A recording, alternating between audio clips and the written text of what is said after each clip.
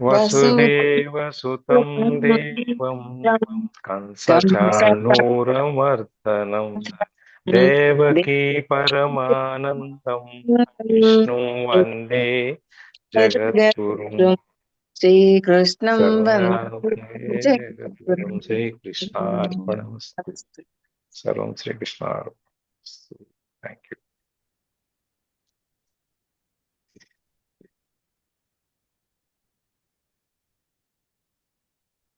నిన్న మనం 31, 32, 33 శ్లోకాలు చూసాము. దాంట్లో జ్ఞానము, యజ్ఞాలన్నీ ఆచరింపగా వచ్చిన అమృతాన్ని, మిగిలిన అమృత భోజనాన్ని, ఆహారాన్ని అమృత సమానంగా ఉంటుంది, దాన్ని స్వీకరించాలి, దాన్ని ఎప్పుడు ఫలితం వస్తుంది అని చెప్పని మనం చూసాము. తర్వాత ఈ బ్రహ్మం అనేది శాశ్వతమైంది, అది నాశరహితమైంది. యజ్ఞములు ఆచరించి శేషించిన ఆ అమృత మిగిలిన ఆహారాన్ని తీసుకున్న వాళ్ళు దీని లాభాన్ని, దీని యొక్క ఫలితాన్ని పొందుతారు. తర్వాత యజ్ఞాలు చేయని వాళ్ళకి ఈ లోకంలో కానీ పరలోకంలో కానీ సుఖాలు ఉండవు అని చెప్పి యజ్ఞాలకు సంబంధించిన చర్చను అక్కడితో ముగించి, యజ్ఞాల్లో ఏది ముఖ్యమైనది, ఎందులో మనం ఈ రకరకాలైన ఎన్ని రకాల యజ్ఞాలు మొత్తం చెప్పారు అంటూ 12 రకాల యజ్ఞాలు మనకు చెప్పారు. ఈ వేదాలన్నీ మన ఈ యజ్ఞాలు, దీని యొక్క పద్ధతులు ఇంకా విస్తారంగా వేదాల్లో చర్చింపబడినవి కాబట్టి మనం అక్కడ చూడాలి అనేది కూడా ఒక విధంగా మనకు చెప్తున్నారు. ఇవన్నీ కూడా ఇంద్రియాలని, ఈ యజ్ఞాల యొక్క ఫలితము, యజ్ఞం చేయటం దాంట్లో ఇంద్రియాలని గ్రహించుకోవటము, తర్వాత మన సోమరిపోతానని వదిలేయటము, మన ప్రయత్నం చేసి యజ్ఞాలని సాధించే యజ్ఞాలు ఏ రకమైన యజ్ఞం అయినా సరే, మనకు 12 రకాల యజ్ఞాలు చెప్పారు, అవన్నీ మనం చూసాము. దైవ యజ్ఞము, బ్రహ్మ యజ్ఞము, ఇంద్రియ సంయమ యజ్ఞము, శబ్దాది విషయ నిరోధ యజ్ఞము, మనోనిగ్రహ యజ్ఞము, ద్రవ్య యజ్ఞము, తపోయజ్ఞము, యోగ యజ్ఞము, స్వాధ్యాయ యజ్ఞము, జ్ఞాన యజ్ఞము, ప్రాణాయామ యజ్ఞము, ఆహార నియమ యజ్ఞం. దీంట్లో సరే ఇన్ని 12 రకాల యజ్ఞాలు వచ్చేటప్పటికి మనకి ఈ 12 రకాల యజ్ఞాల్లో ఏది ఉత్తమమైంది? ఎందుకంటే మనకి ఛాయిస్లు వచ్చినప్పుడు, మనకి రకరకాలైనటువంటి అవకాశాలు ఉన్నప్పుడు ఏ అవకాశం మంచిదా అనుకుని దాన్ని చూసుకొని మనం ఆ అవకాశాన్ని ఎన్నుకోవడానికి ప్రయత్నం చేస్తాం. అందుకని చెప్పి 12 రకాల యజ్ఞాలు కాకుండా ఇంకా చాలా యజ్ఞాలు వేదాల్లో చెప్పినవి ఉన్నాయి కాబట్టి ఈ యజ్ఞాలన్నింటిలో ఏది మంచిది, ఏది గొప్ప యజ్ఞము అని చెప్పేది ఇప్పుడు మనకి ఆ అవకాశం ఒకటి ఇచ్చారు. అన్ని యజ్ఞాల్లో ఈ 12లో కూడా మనకి జ్ఞాన యజ్ఞం అనేది ముఖ్యము అని చెప్పి వాడు చెప్పారు. ఎందుకంటే ఈ ద్రవ్యాలు అంటే డబ్బు కానీ, సామాన్లు కానీ, వస్తువులు కానీ, హోమం చేసేటప్పుడు వేసే ద్రవ్యాలు కానీ, లేకపోతే మనం ఏదైనా కార్యక్రమం చేయదలుచుకున్నప్పుడు, దాన ధర్మాలు చేసుకున్నప్పుడు చేసే ద్రవ్యాలు కానీ, ఏదైనా సరే వస్తు రూపంగా కానీ, ధన రూపంగా కానీ, లేకపోతే ఇంకా పూజ రూపంగా కానీ ఏవి చేసినా అవన్నిటినీ ఉంటే కూడా ఈ జ్ఞానం ద్వారా, జ్ఞానయజ్ఞం ద్వారా సంపాదించేది జ్ఞానయజ్ఞం శ్రేష్టమైంది అనమాట. ఇందులో సమస్త కర్మలు ఫలసహితంగా నాశనం అయిపోయి జ్ఞానం అందే ఉంటాయి. ఇవన్నీ పర్యవసానం అంతా జ్ఞానం అందే ఉంటది. అంటే జ్ఞానంలోనే ఒక అంతర్గతంగా లోపలికి ఉంటుంది అనమాట. అన్ని కలిపేసిన జ్ఞానమే జ్ఞానం అవుతుంది. ఇది దీంట్లో మనకి జ్ఞానయజ్ఞం అంటే ఏంటి అంటే తత్వ విచారణ, తత్వ పదార్థ శోధన, ఆత్మ అనాత్మ వివేకము, తర్వాత దృక్సాలు, వినికిడి, తర్వాత శ్రవణము, మననము, ధ్యానాలు, ఇంద్రియ మనోనిగ్రహం, వాసనాక్షయము, ఇవన్నీ కూడా ద్రవ్యయజ్ఞం. ఇది ధనధాన్య వస్తువు, ఇవన్నీ కూడా మనం చేయబడతాయి సత్కార్యం చేయటం వల్ల. ఇవన్నిటికంటే జ్ఞానయజ్ఞం ఎందుకంటే ముఖ్యమైనది. ఈ జ్ఞానం యజ్ఞంలో ఆత్మజ్ఞానం, జ్ఞానయజ్ఞం అంటే ఆత్మజ్ఞానం, మన ఆత్మ మనం తెలుసుకో, వాటి ఫలితము జ్ఞానయజ్ఞంలో బాగా ఎక్కువగా ఉంటుంది అనమాట. బ్రహ్మానందంలోనే ఉంటుంది, ఇమిడి ఉంటుంది, దాంట్లో బ్రహ్మానందంలోనే కలిసిపోయి ఉంటుంది. కాబట్టి జ్ఞానయజ్ఞము మిగిలిన యజ్ఞాలన్నిటికంటే కూడా గొప్పది అని చెప్పి. ఇక్కడ తత్వము అంటే ఏంటి? తత్వం విచారణ, తత్వ పదార్థ శోధన, ఇవన్నీ ఉన్నాయి కదా. తత్వం అంటే ఏంటి? క్యారెక్టర్ కదా సార్. ఇంకా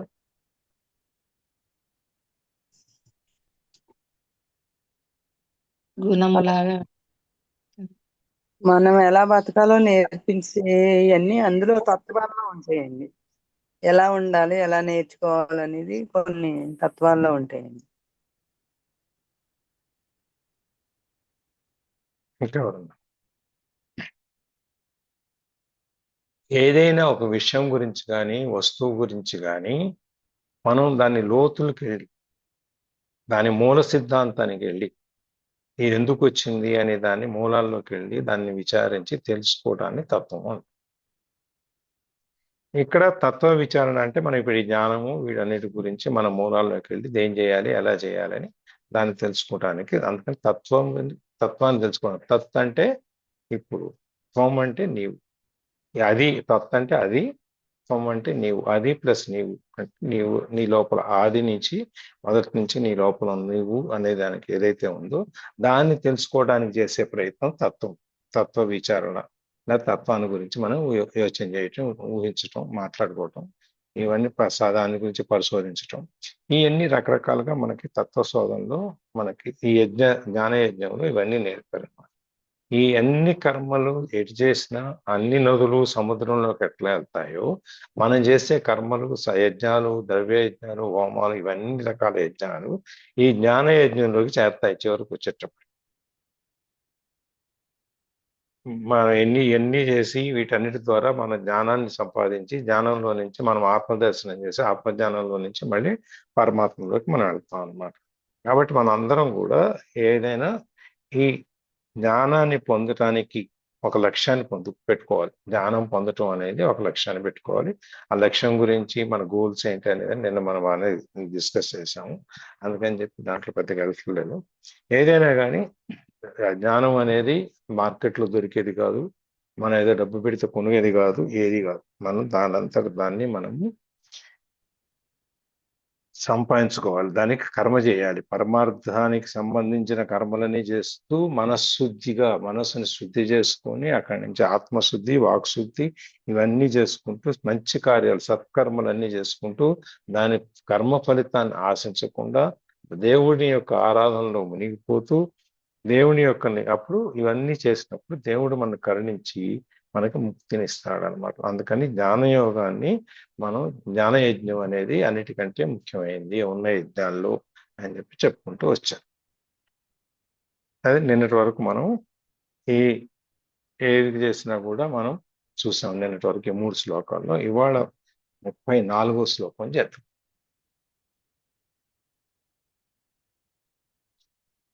చదవాలా సార్? చదవండి, చదవాలి మళ్ళీ ప్రశ్న ఎందుకు? మీరు అంటే అయిపోయిందా అన్నట్టుగా. తద్విద్ధి ప్రణిపాతేన పరిప్రశ్నేన సేవయా ఉపదేక్ష్యంతి తే జ్ఞానం జ్ఞానినస్తత్వదర్శినః. ఇప్పుడు ఈ జ్ఞానాన్ని ఎలా పొందాలి? మనం జ్ఞానాలన్నింటిలో యజ్ఞాలన్నింటిలో ఏది గొప్పది అని చూసాం, జ్ఞానయజ్ఞం. మరి ఈ జ్ఞానయజ్ఞం అయినప్పుడు జ్ఞానాన్ని పొందాలంటే దానికి ఒక పద్ధతి ఉండాలి కదా. అది కనపడేది కాదు కదా, కొనేది కాదు, చేసేది కాదు. అందుకని దాన్ని ఎలా పొందాలి అనేది కూడా స్వామి చెప్తున్నాడు మనకి. దాని తాత్పర్యం చూద్దాం ఈ శ్లోకం. తజ్ఞానం అంటే అజ్ఞానమును ప్రణిపాతేన సాష్టాంగ నమస్కారము చేతను, పరిప్రశ్నేన సమయము చూసి వినయముతో ప్రశ్నించుట చేతను, సేవ చేతను, విద్ధి తెలుసుకునుము, తత్వదర్శిన తత్వవేత్తలకు బ్రహ్మానుభవం గలవారు, జ్ఞానులు తే నీకు ఉపదేశింపగలరు. ఈ శ్లోకం గురించి నేను చాలాసార్లు కూడా మనం ఏదైనా ఒక ప్రశ్న వేసేటప్పుడు ఎలా వేయాలి, దీనికి ఎలా చెప్పారని మనం ఆల్మోస్ట్ ప్రతి పుస్తకంలో కూడా మనం ఒక్కొక్కసారి ఎక్కడో చోట మనం మెన్షన్ చేసుకున్నాం దీన్ని.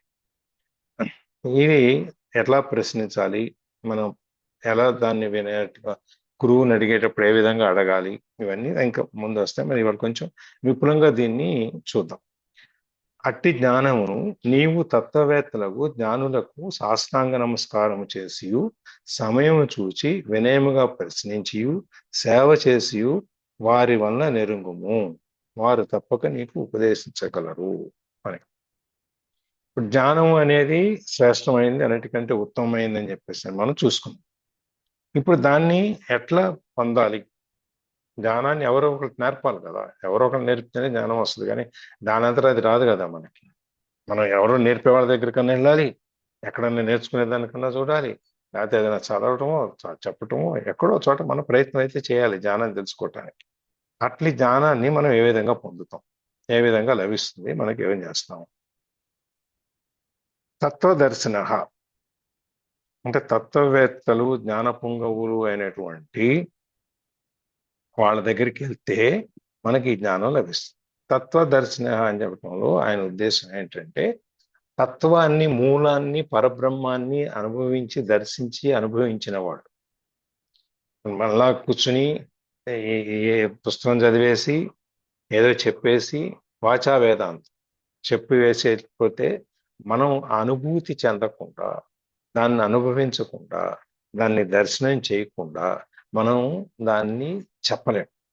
ఇప్పుడు ఏదైనా ఒక వస్తువు ఉంది, లేదా ఒక చోటుకి వెళ్ళాము, ఒక విషయం చూసాము, చాలా మంది చెప్తారు, మీరు ఫలానా చోటుకి వెళ్తే ఆ ఏరియా చాలా బాగుంటుందండి, చాలా అందంగా ఉంటుంది, చాలా సృష్టిగా ఉంటుంది, మీరు 2 రోజులు మీ మనసు ప్రశాంతంగా అయిపోద్ది, మీరు వెళ్ళండి అని చెప్తారు. మనం వెళ్ళకముందు దాని గురించి ఉన్న జ్ఞానం వేరు. దాని అక్కడ బాగుంటుంది అలా అట ఇలా అట అనుకో. అక్కడికి వెళ్ళి చూసి 2 రోజులు ఉండి ఆ స్థలం యొక్క ఆనందాన్ని, అందాన్ని, ఆనందాన్ని, ఆ స్థలంలో ఉన్న మనకి ఈ మిగిలిన ఈ ఇంట్లో ఉన్న గొడవలు ఇవన్నీ వదిలేసి, మానేసి, మర్చిపోయి అక్కడికి వెళ్ళి ఒక కొత్త ప్రపంచంలో, కొత్త లోకంలోనో, కొత్త విషయం, కొత్త వాతావరణంలోనో మనం ఆ పూల చెట్లు, లేకపోతే మన వాళ్ళు వెళ్ళి వచ్చారు కదా, శైలజ మేడం వాళ్ళందరూ కాశ్మీర్ అటు ఎక్కడికి వెళ్ళి వచ్చారు కదా వాళ్ళంతా. ఆ విధంగా యాత్రలు కదా, ఆ విధంగా ఒక్కొక్క ప్లేస్ లో నుంచి మనకు ఫోటోలు పెట్టారు. మనకి ఇప్పుడు దాని గురించి జ్ఞానం ఎంతవరకు వచ్చింది? ఆ ఫోటోల వరకు వచ్చింది. అదే మనం వెళ్ళాము అనుకోండి, మనం దాన్ని అనుభవిస్తాం, అనుభూతి చెందుతాం. వెళ్ళొచ్చిన తర్వాత మనం చెప్పేదానికి, వెళ్ళక ముందు అక్కడ విని, ఇక్కడ విని, చూసి, చదివి చెప్పిన దానికి చాలా తేడా ఉంటుంది. ఇంకా అవును సార్, అమెరికా మేడం కూడా అమెరికా చూపిస్తున్నారు కదా. అమెరికా మేడం కూడా అమెరికా గురించి చూసి వచ్చిన తర్వాత చెప్పిన దానికి, ఇప్పుడు వెళ్ళక ముందు వాళ్ళ అమ్మాయి చెప్తే విని చెప్పిన దానికి తేడా ఉంటుంది అంటారు. అవును, సార్ ఇప్పుడు అంతే కదా సార్. పెట్టే కూడా మనం వేరే అంటే, ఇప్పుడు మేడం వీడియోలు పెట్టేది కూడా మనము జస్ట్ వీడియోలు చూస్తున్నాం, కానీ మేడం అయితే ఫుల్ ప్రాక్టికల్ గా అదంతా చూసి మనకు పెడుతున్నారు కదా, అంత అనుభవించే.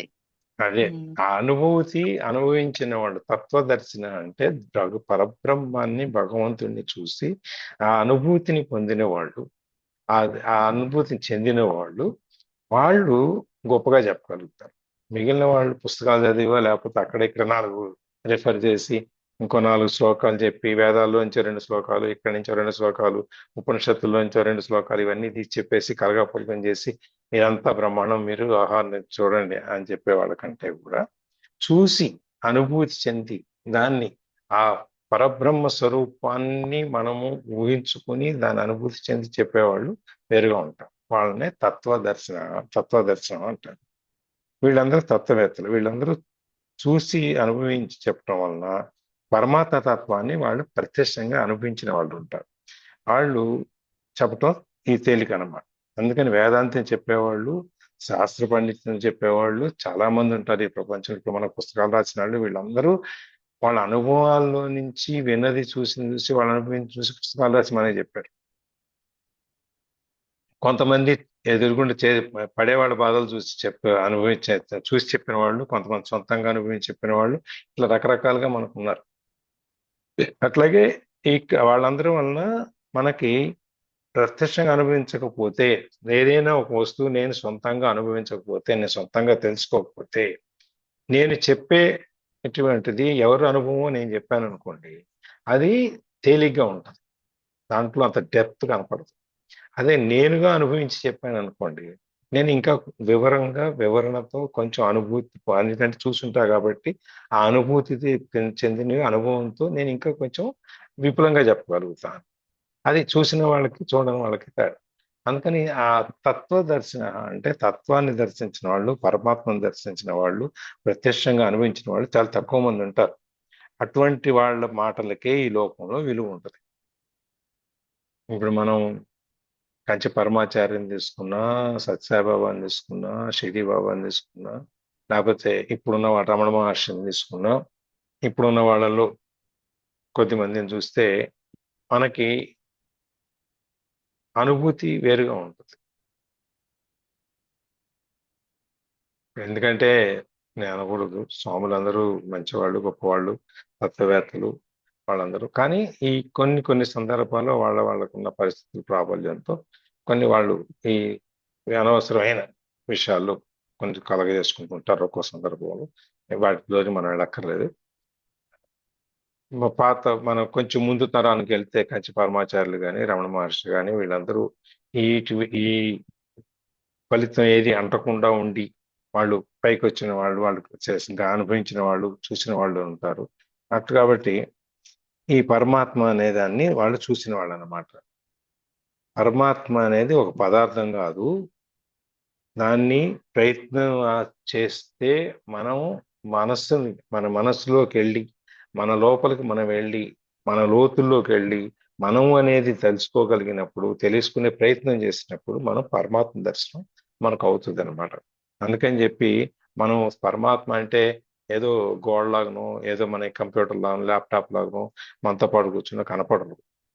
అది ఆత్మ దర్శనం. ఆత్మ ద్వారా నువ్వు దర్శించగలగాలి. నిన్ను నువ్వు తెలుసుకోగలగాలి. నువ్వు లోపలికి వెళ్ళి నీ ఆత్మని నువ్వు తెలుసుకోగలగాలి. నేను అంటే ఏంటి అనేది నువ్వు తెలుసుకోగలగాలి. అది తెలుసుకుని నిన్ను నువ్వు గుర్తించగలిగినప్పుడు, నిన్ను నువ్వు తెలుసుకోగలిగినప్పుడు నీకు ఆ పరమాత్మ దర్శనం, ఆత్మ దర్శనం, పరమాత్మ దర్శనం రెండు జరుగుతాయి అన్నమాట. అది అందుకని ప్రయత్నం చేస్తే అందరూ చేయొచ్చు, అందరికీ దర్శనం అవుతుంది. చెయ్యాలి కాబట్టి ఇట్లాంటి వాళ్ళందరూ ఈ జ్ఞానాన్ని ప్రజలకు బోధిస్తారు. ఇప్పుడు రామానుజాచార్యులు కానివ్వండి, లేకపోతే ఇంకొకరు కానివ్వండి, ఎవరైనా కానివ్వండి, వాళ్ళందరూ అనుభవించి ఆ తత్వాన్ని వాళ్ళు ప్రజలందరికీ బోధిస్తారు. అందులో ఆ తత్వాన్ని అర్థం చేసుకుని, తెలుసుకొని, చేసుకోగలిగిన వాళ్ళు మోక్ష సాధనకి ప్రయత్నం చేస్తారు. అక్కడి నుంచి ఇంకా ముందుకు వెళ్తారు. కొంతమంది విన్నాము చాలు, మనకు కొంచెం అర్థమైంది కదా ఏదో అనుకునేవాళ్ళు ఒక రకంగా ఉంటారు. ఏంట్లో ఏనేది మనం ఏది జరిగేది అదే జరుగుతుంది అనుకుని వెళ్ళిపోయేవాడు ఒక రకంగా ఉంటారు. ఏదైనా కానీ వీళ్ళు తత్వాన్ని దర్శించిన వాళ్ళు, బ్రహ్మాన్ని దర్శించిన వాళ్ళు, అనుభూతి చెందిన వాళ్ళు అందరికీ బోధిస్తారన్నమాట. అంటే అందరికీ బోధిస్తారా? వెళ్ళి నువ్వు నాకు చెప్పండి అంటే చెప్పేస్తారా? లేకపోతే దారిని వెళ్ళి వాళ్ళందరినీ పిలిచి నాకు తత్వం తెలిసింది, నేను పరమాత్మ చూశాను, మీరు రండి నేను చెబుతానని చెప్పి చెబుతారా?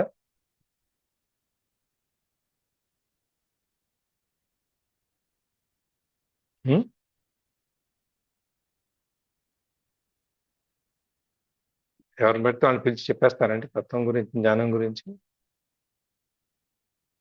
చెప్పారు సార్. ఇష్టం లేకుండా ఎలా చెప్తారు? నేర్చుకోవాలని ఉన్నప్పుడే మనం వెళ్తేనే చెప్తారు.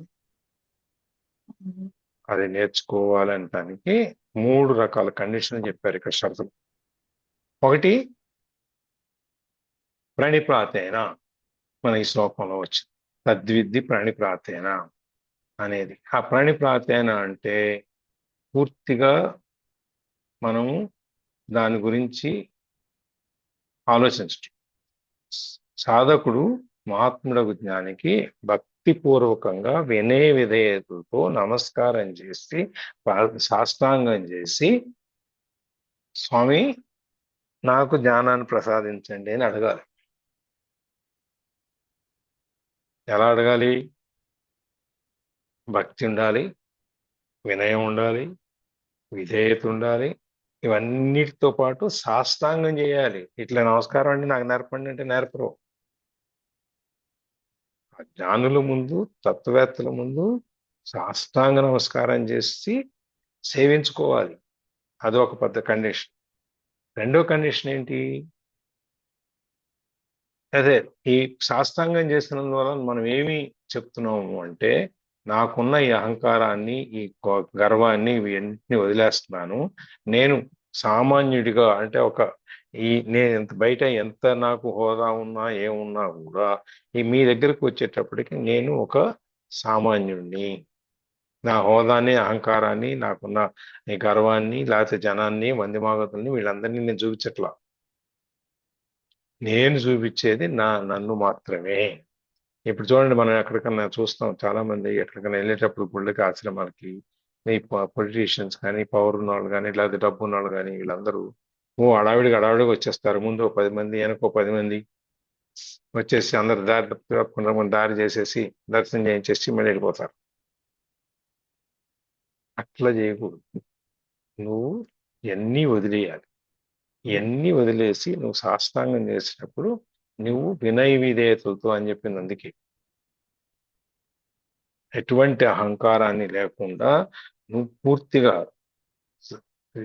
నిరహంకారంతో నిగరుగై ఉండి వినయంతో ఉండాలి. అప్పుడు కానీ చెప్తాం నేను గొప్ప, నేను చెప్తేనే, నేను ఈ ఆశ్రమానికి నేను డొనేషన్ ఇస్తేనే ఆశ్రమం నడుస్తుంది, కాబట్టి నేను వెళ్ళినప్పుడల్లా స్వామి నాకు ఎదురుగుండా కూర్చోబెట్టుకొని నాతో మాట్లాడాలి, ఇవన్నీ అనుకుంటే నీకు అవ్వదు.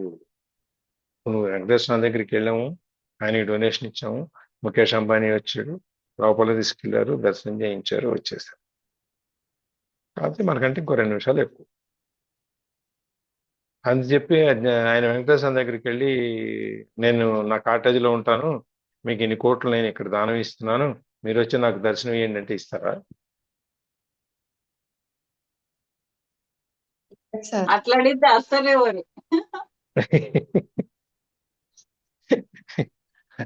ఎట్లా ఆయనకి అన్ని ఇచ్చినా అన్ని చేసినా వాళ్ళకి తెలుసు, అన్నిటినీ కంట్రోల్ చేసి నియంత్రణ పెట్టుకుని నడిచేది అన్ని అప్పయ్యవాడు. కాబట్టి ఆయన దగ్గర మనం విధేయతలతో ఉండాలి. మనం ఎటువంటి గర్వం చూపించకూడదని వాళ్ళు బాగానే ఉంటారు. మిడిమిడి వాళ్ళే వస్తారు, నేను రికమెండేషన్ లెటర్తో వచ్చాను, నాకు ముందు తీసుకెళ్ళాలని పూజలు పెట్టేవాళ్ళు ఉంటారు. వాళ్ళలా కాకూడదు. అందుకని మనకున్న అహంకారం, గర్వం అన్ని వదిలేసి సాష్టాంగం చేస్తున్నాము అంటే దాని అర్థం మనం సర్వస్వ శరణాగతి చేస్తున్నాము అని. నమస్కారం అంటేనే నేను మీకు లొంగి ఉన్నాను, నేను మీ సేవకుడిని, మీరు నన్ను ఆశీర్వదించండి అని అర్థం నమస్కారం అంటేనే. సాష్టాంగం అంటే మన 8 అంగాలు పూర్తిగా కింద పడుకుని స్వామివారి పాదాల ముందు చేతులు పెట్టి మనం అర్పించుకుని మనం నేను అనేది ఎక్కడ మరి ఈ బాహ్య స్వరూపాన్ని, ఈ పేరు, రూపం ఇవన్నీ మర్చిపోయి నువ్వు చేయగలి సాష్టాంగం చేసి అడగాలి. అప్పుడు నీకు ఈ బ్రహ్మం అనేది, జ్ఞానం అనేది నీకు ఉపదేశింపబడుతుంది అన్నమాట.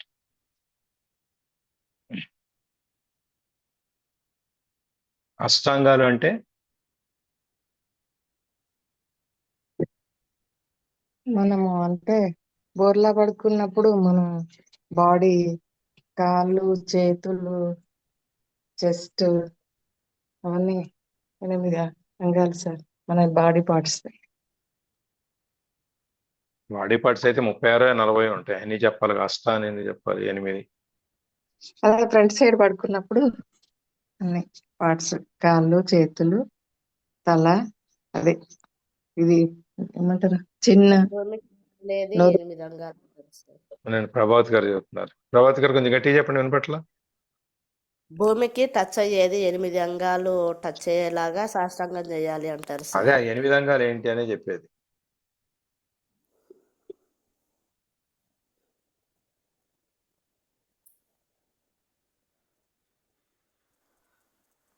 అర్థలేదు సార్.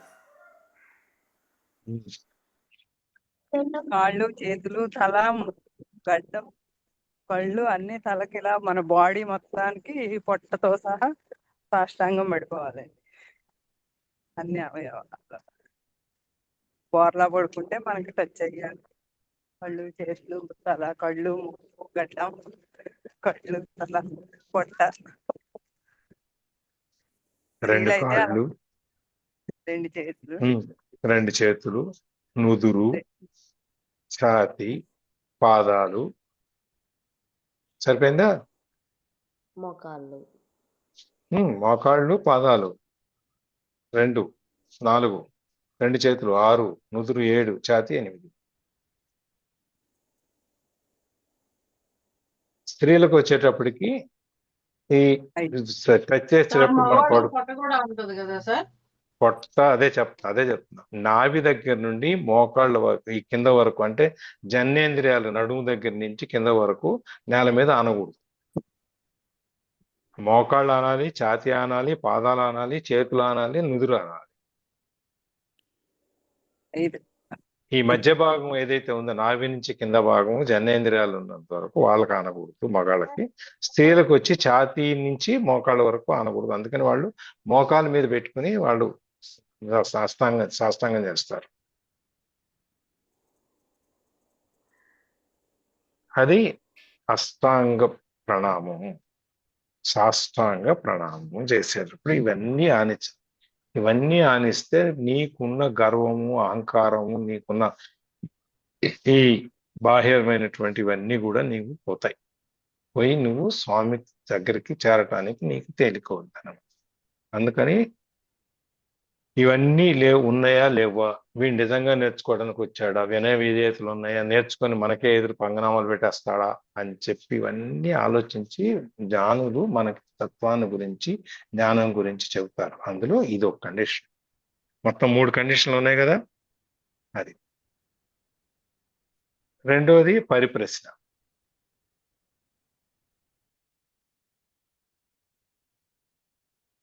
పరిప్రశ్న అంటే సందేహాన్ని తెలుసుకోవటం, నీకున్న సందేహాన్ని తీర్చుకోవటానికి వినయ విధేయతతో సమయాలు చూసి ఎప్పుడు అడగాలో అప్పుడు. నలుగురున్నారు, ఇప్పుడు నేను ప్రశ్నిస్తే గురువుగారు నేను చాలా గురువుగారి దగ్గర అని చెప్పి వీళ్ళందరూ అనుకుంటారు, గురువుగారు చెప్తారు అని చెప్పి మనం ప్రశ్న వేసామనుకోండి, ఆ టైంలో అడగకూడని టైంలోనూ అడగకూడని ప్రశ్న ఏదో వేసేస్తాం.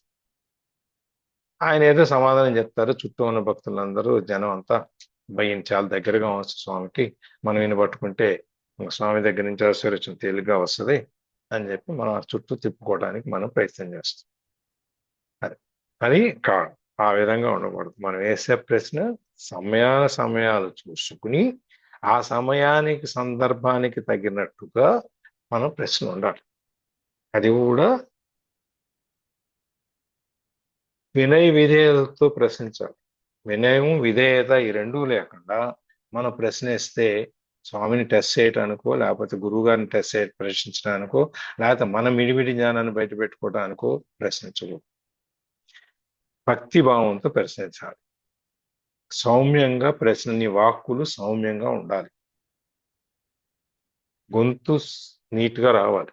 అక్కడ కొంటెతనము, లేకపోతే అహంకారము ఇవన్నీ ఉండకూడదు.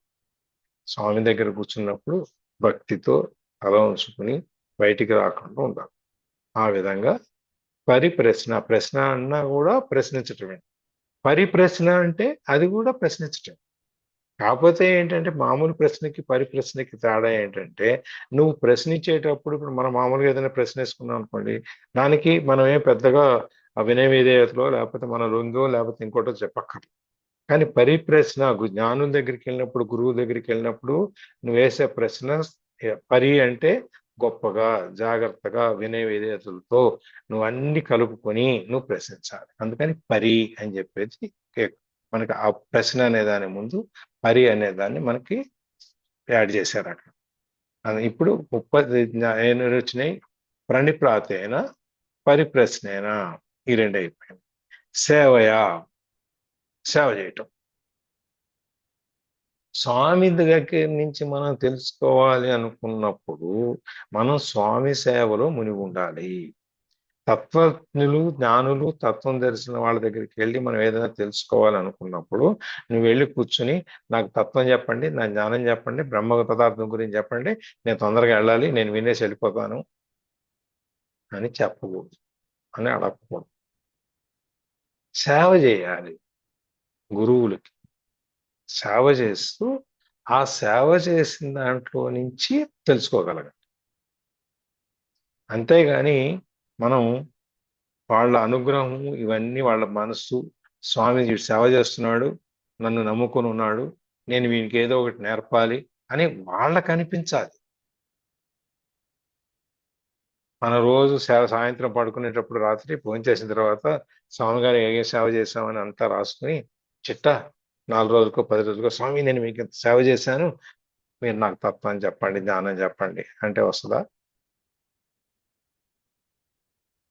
సార్ ఆ సేవ నుండి రాదు. కొంచెం తెలుసుకోవాలి, సేవ నుండి కూడా.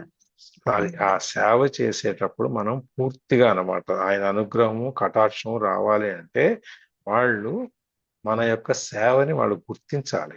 అందుకని గురువుతో సేవ, దైవడ సేవ ఇవన్నీ కూడా మనం ఒకటే అని చెప్పాను. గురువు చేసే సేవ దైవానికి చేసే సేవతో సమానం, అక్కడికి చెందుద్ది అని. అందుకని గురు బ్రహ్మ, గురు విష్ణు, గురుదేవో మహేశ్వర.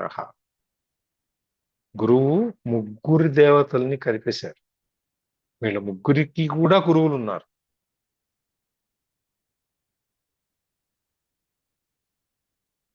ఉన్నారు కదా వాళ్ళందరికీ గురువులు.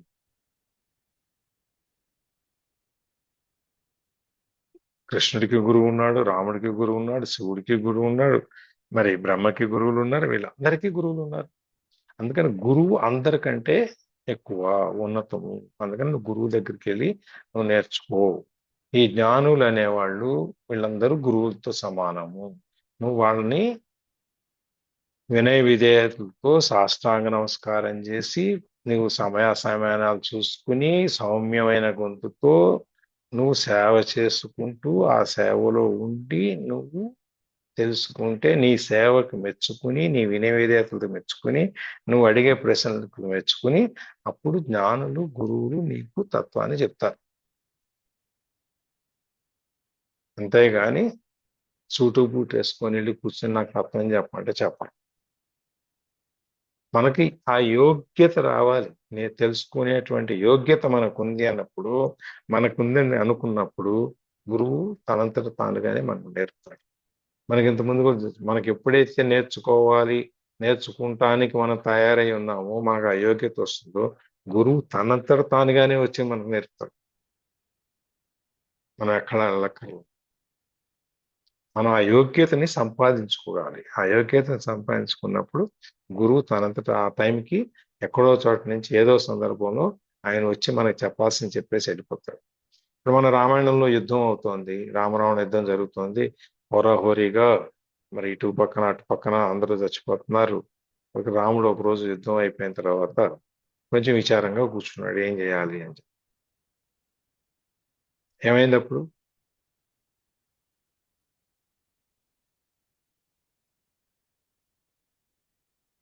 ఏమైంది?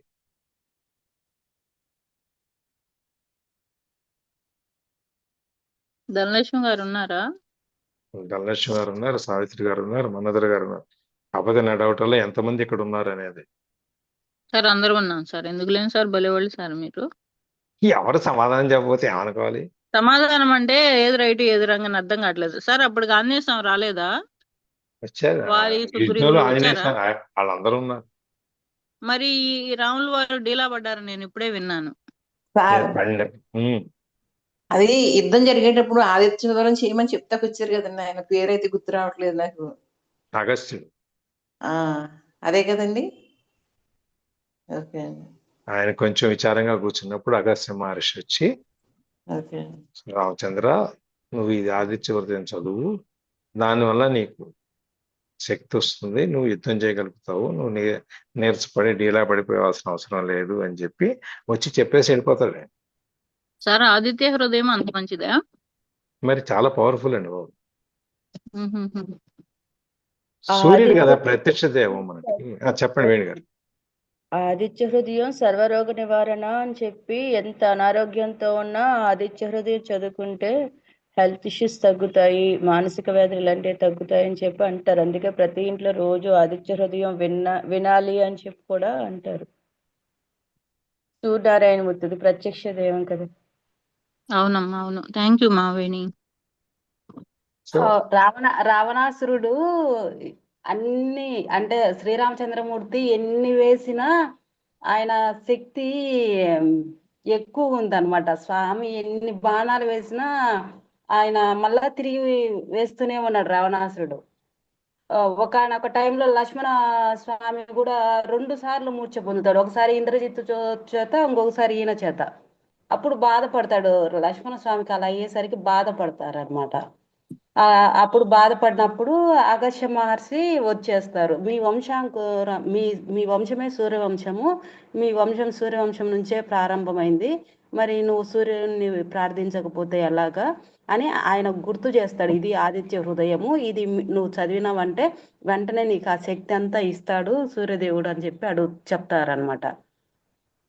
ఆయన ఆ ఆదిత్య హృదయం చెప్పే ఇంక ఇది అంతా జరిగిపోతుంది, ఇంక నేను మళ్ళా నీకు ఉండి ఇలా చెయ్యని నేను ప్రత్యేకంగా చెప్పాల్సిన పని లేదని ఆ ఆదిత్య హృదయం చెప్పి ఆయన మళ్ళీ వెళ్ళిపోతాడు ఆయన ప్రదేశానికి. వెంటనే రావణాసురుడు ఈ మహర్షి వచ్చి ఏదో చెప్తున్నాడని చూస్తూ వచ్చేస్తాడు యుద్ధ భూమిలోకి.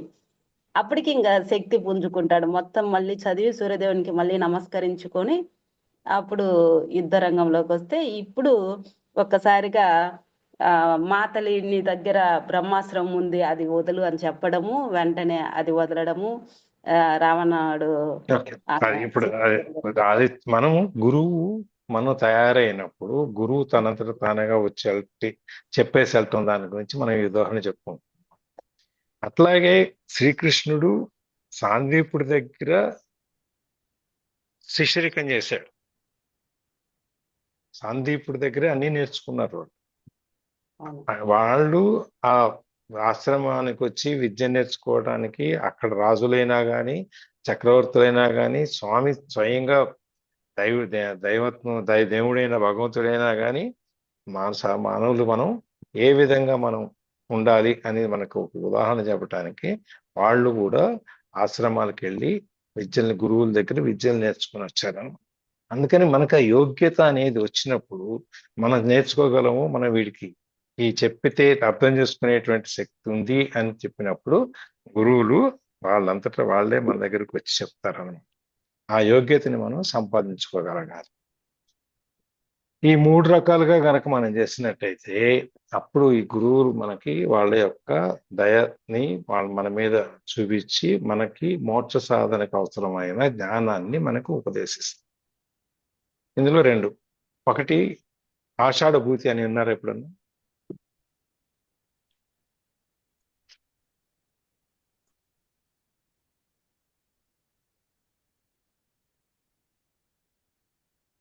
ఆషాఢభూతి వినలేదు సార్ ఎప్పుడు. వినలేదు సార్ ఎప్పుడు. అతి వినయము ధూర్త లక్షణం అని ఒక సామెత ఉంది మన దాంట్లో. ఈ అంటే శిష్యుడు అనేవాడు ఎలా ఉండాలి అనే దానికి ఇది ఒక ఉదాహరణ. ఒక సన్యాసి ఉంటాడు. ఆ సన్యాసి డబ్బులు పైకి సన్యాసత్వమే కానీ డబ్బు సంపాదన మీద ఆయనకి ఎక్కువ యావ ఉంటుంది. అందుకని ప్రవచనాలు చెప్తుంటాడు. ప్రవచనాలు చెప్పిన తర్వాత ఉపన్యాసాలు చెప్తారు. వాళ్ళందరూ కానుకలు ఇస్తారు. ఊళ్ళో వాళ్ళందరూ ఆ కానుకలన్నింటినీ పోగు చేసుకుంటాడు. ఈ విధంగా మరి 4-5 ఊళ్ళు తిరిగేటప్పుడు కొంచెం ఎక్కువైతే ఆ డబ్బు అంతా ఏం చేస్తాడు, మరి ఏదో దాయాలి కదా, మూటగట్టి ఉంచలేడు కదా. అందుకని ఒక బొంతలా కుట్టి ఆ బొంతలో పెట్టుకుంటాడు. రోజు ఆ బొంతలో చేర్చుకుంటూ వెళ్తాడు. ఆ విధంగా ఊరు తిరుగుతూ ఉంటాడు. ఇది ఒక అతను ఆషాఢభూతి అని ఆయన చూస్తాడు. దీన్ని గమనిస్తాడు. ఈ డబ్బులు కొట్టేయాలి అని చెప్పేసి ఆయనకి దాని మీద ఆలోచన వస్తుంది. అందుకని చెప్పి ఏం చేస్తాడు, స్వామి ఆ సన్యాసి ఉపన్యాసాలు చెప్పే దగ్గరికి వెళ్తాడు. వెళ్ళి అనవసరమైన ఆర్భాటం, జరగని కూర్చొని మీరు స్వామి గారు వస్తున్నారు మీరు అట్లా హడావిడి చేస్తారు. హడావిడి చేస్తే ఎందుకు, స్వామి దృష్టిలో పట్టడానికి, ఆ సన్యాసి దృష్టిలో పట్టడానికి. ఈ హడావిడి వాళ్ళు వెళ్ళిపోయేటప్పుడు మీరు వెళ్ళండి స్వామి రెస్ట్ తీసుకుంటారు అట్లా ఇట్లా అని చెప్పేటప్పటికి ఆమె మెల్లగా ఎవరినైనా నువ్వు ఏంటంటే, అయ్యా నా పేరు ఇది, ఆషాఢభూతి నా పేరు, నేను మీ సేవ చేసుకుందామని వచ్చానండి అని చెప్తాను. అట్లా మెల్లగా స్వామి దగ్గరికి, ఆ సన్యాసి దగ్గరికి దగ్గర అవుతాడనమాట.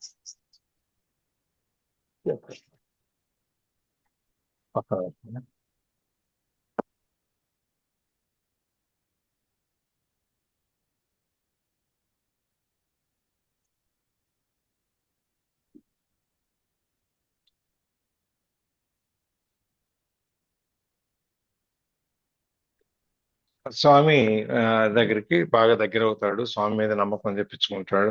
స్వామి నమ్ముతాడు ఈయన్ని. పర్వాలేదు, వీడి దగ్గర నమ్మొచ్చు మనం అని చెప్పని.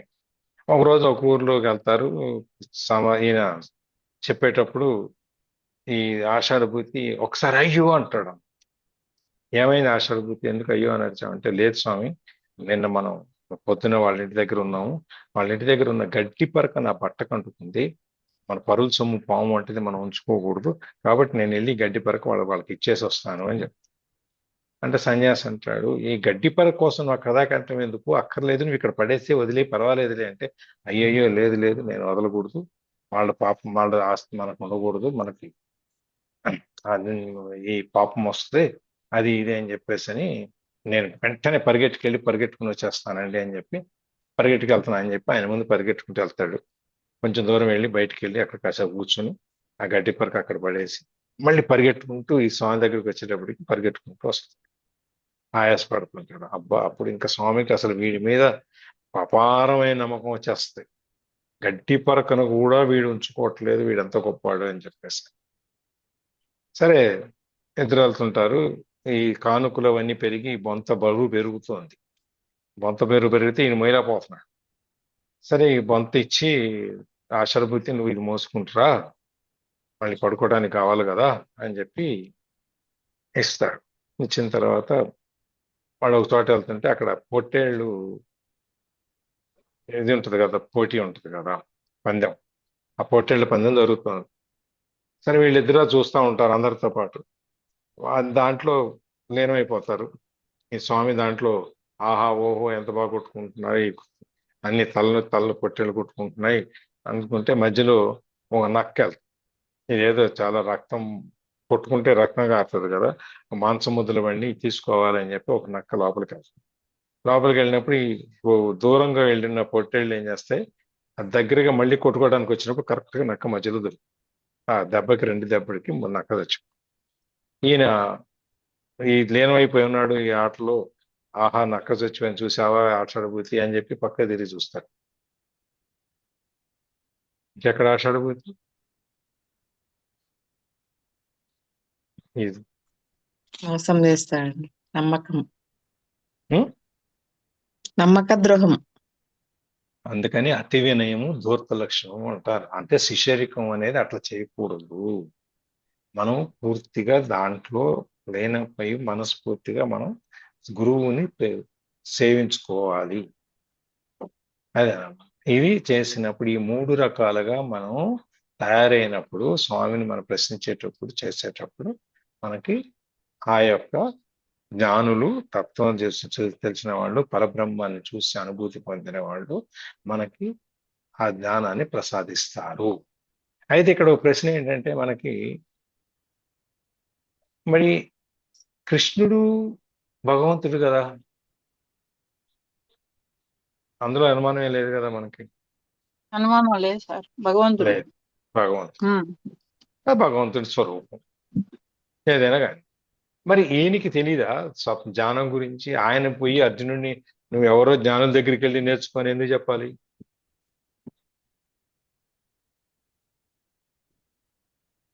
అతను సామాన్య మానవుడి లాగా పుట్టాడు కాబట్టి. అంటే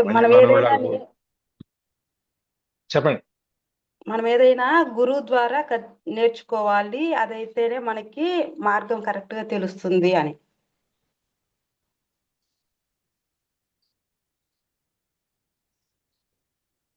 ఇంకా అంటే మనకుగా మనం నేర్చుకుంటాం, కానీ దానికంటే కూడా గురువు ద్వారా అయితే ఆయన కరెక్ట్ గా మంచి మార్గంలో మనము అది పూర్తిగా పొందడానికి చెప్పగలుగుతారు. భగవద్గీత చెప్పటం ద్వారా శ్రీకృష్ణుడే విశ్వగురువు అయ్యాడు.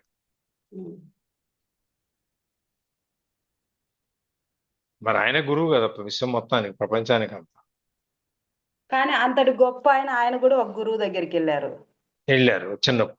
ఇప్పుడు గీత బోధనకు వచ్చిన తర్వాత, ఇక్కడ దాకా వచ్చిన తర్వాత జ్ఞానం గురించి చెప్పడం, నువ్వు మళ్ళీ జ్ఞానం దగ్గరికి వెళ్ళు, అనుభవం చేసిన వాళ్ళ దగ్గరికి వెళ్ళు, నేను కాదు చెప్పాల్సింది అని ఎందుకు చెప్పాలి?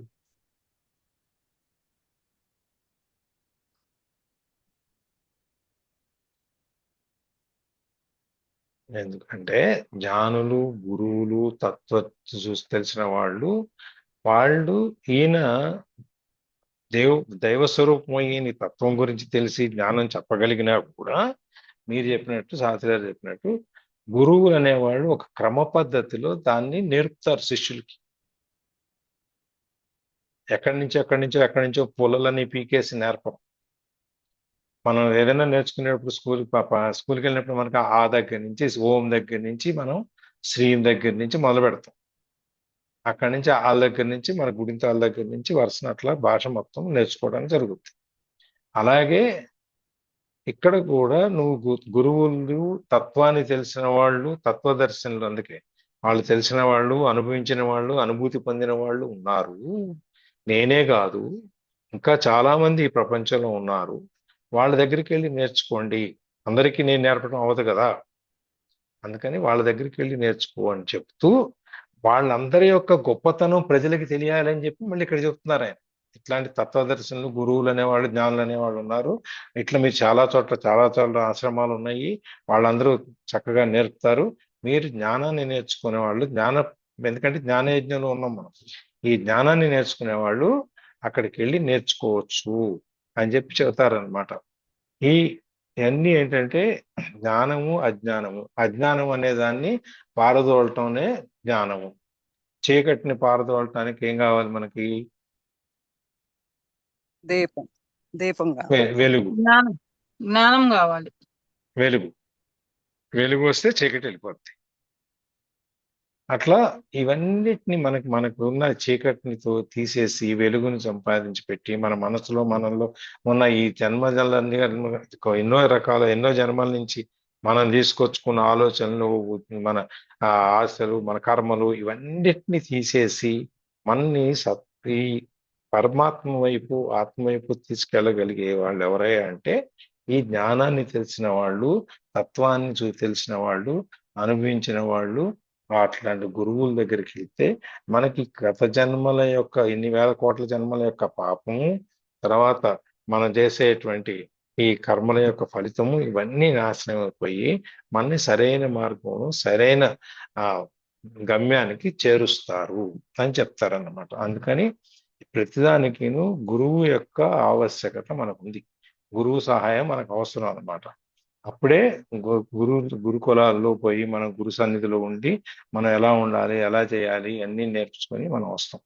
అందుకని ఆ తత్వం ఉపదేశించి మళ్ళీ వెళ్ళమని ఎందుకంటే చెప్పింది తాను ఉపదేశించిన జ్ఞానం, ఇప్పుడు ఆయన చెప్పిన జ్ఞానం ఏదైతే ఉందో దాన్ని ఇంకా బలపడటానికి గురువు గారి దగ్గరికి వెళ్ళి ఒకసారి చెబితే ఆయన చెప్పింది నిజమేనండి, కరెక్టేనండి అని మనకి నమ్మకం రాదు. అంతేకాకుండా ఈ గురు శిష్య సంబంధం ఎట్లా ఉండాలి, సర్వ సంబంధం అనేది మన సర్వసామాన్య పద్ధతిలో మనకి లోకానికి తెలియజేయటం కూడా గురు శిష్యులు అనేవాడు ఈ విధంగా ఉండాలి, శిష్యుడు అనేవాడు గురువు గారి దగ్గర ఈ విధంగా ప్రవర్తించాలి. అట్లా చేసినప్పుడే మనకి జ్ఞానం అనేది దొరుకుతుంది అని చెప్పి తెలియజేయటం కోసం కూడా స్వామి ఈ తత్వదర్శనం దగ్గరికి అర్జునుడిని నువ్వు వెళ్ళు అని చెప్తారు. అర్జునుడు అంటే ఆయన మనకు చెప్పేది గురువుల దగ్గరికి మీరు వెళ్ళి నేర్చుకోండి అని చెప్పి. భగవద్గీత పుస్తకం చదివేస్తే మీకు పుణ్యమేమి రాదు. దాన్ని ఆచరించడానికి, దాని జ్ఞానం పొందటానికి మీరు సరైన గురువుల దగ్గరికి వెళ్ళాలి. వెళ్ళినప్పుడు మీరు ఏ విధంగా ఉండాలి, ఈ 3 కండిషన్లు. ఒకటి సాష్టాంగ నమస్కారం, రెండోది ప్రశ్నించేటప్పుడు వినయ విధేయతలు, మూడోది సేవ చేసుకో. ఆ సేవ చేసుకోవటం అంటే ఆషాఢభూతి సేవ కాదు, నిజమైన సేవ చేసుకో. ఈ 3 రకాలుగా ఉన్నప్పుడు జ్ఞానులు మనకి జ్ఞానాన్ని బోధిస్తారు. ఇది ఇవాల్టి శ్లోకం. ఈ జ్ఞానం పొందితే మనకేం ఫలితాలు వస్తాయి ఏంటి అనేది రేపు చూద్దాం.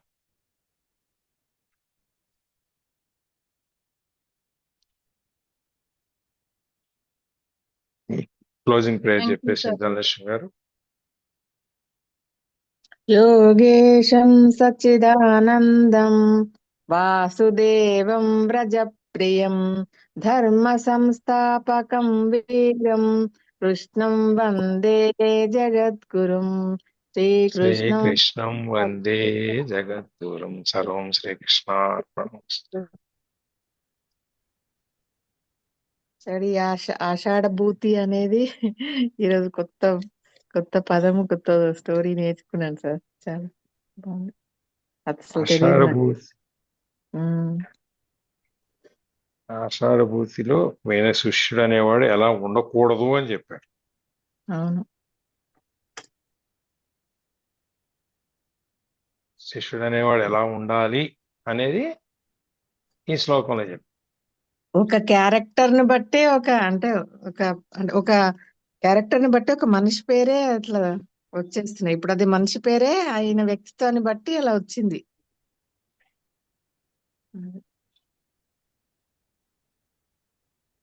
అందుకనే ఇట్లాంటి వాళ్ళ శిష్యుని చూసినప్పుడు మామూలుగా ఎదురుగా ఇప్పుడంటే మీకు అన్ని పోయినాయి కానీ మా మేనేజ్ వీడు ఆషాఢభూతులు అంటాడు వీడని చెప్పుకునేవాడు.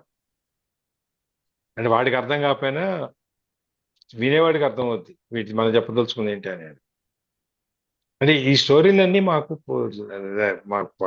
లెసన్స్ లోనే ఉండేవి చిన్నప్పుడు. అవునండి, ఇది వరకు తెలుగు టెక్స్ట్ బుక్లు తెలుగు 2 అని బుక్ ఉండేదండి. అన్ని స్టోరీలే ఉండేవి. అన్ని పార్ట్ 1 పార్ట్ 2 ఉండేవి. దాంట్లోనే ఈ పుస్తకం ఇవి కథలన్నీ ఉండేవి. అవునండి.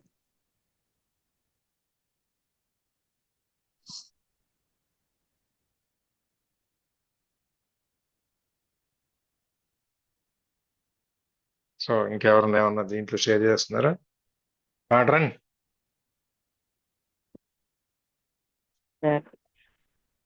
కర్ణకర్ణం ఆంటీ